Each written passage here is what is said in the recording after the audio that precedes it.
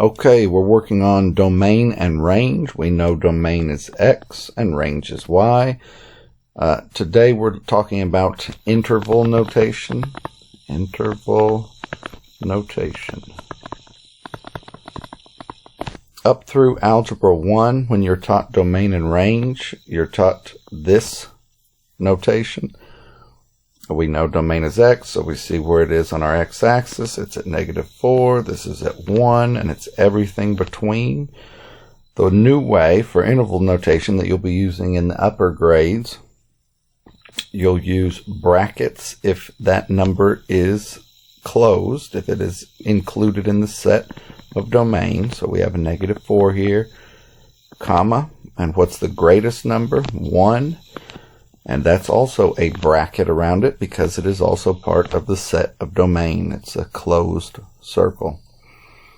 We're going to do the same for our range, which is Y. The highest is 5. The lowest is 1. That's everything between. So the lowest is 1, comma, 5. And which symbols are we going to use? The brackets, because that shows that it can include those. So domain and range doesn't change. The only new thing we're learning today is interval notation. Example 2. Let's take a look. We're starting with domain. Here our domain is 2, and it's going to go to the right forever. We see this arrow is moving down and to the right, so it's going to the right forever. So how are we going to note this? Well, 1, it's an open circle. So we have our 2, but it's not going to be a bracket since it's not a closed circle. We're going to use parentheses, comma, and what would be the number we put on the right side? What's the right ending? Well, it's an arrow. It goes forever, so it is not going to stop. So we're going to use the infinity symbol. And we are not going to use a bracket on that either. You can't contain infinity. It's not included there, so it just goes on and on and on and on. So that's the way we'd write that. Now let's take a look at range. The top value would be 5. And remember, unless there's an open circle, it's always a closed circle. The line is going through 5. And then we see we have an arrow going down forever. So in this case, our left boundary, our left side is going, it's negative forever. So that would be a negative infinity.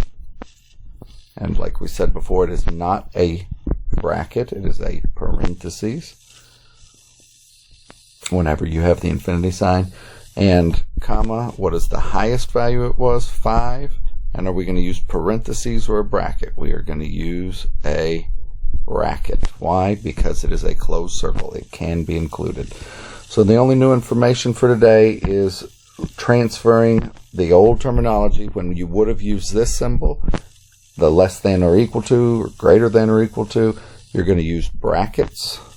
And when you would use just the less than or greater than symbol, you are going to use the parentheses. And then also we've added in the use of infinity. All right, good luck on the rest of the sheet.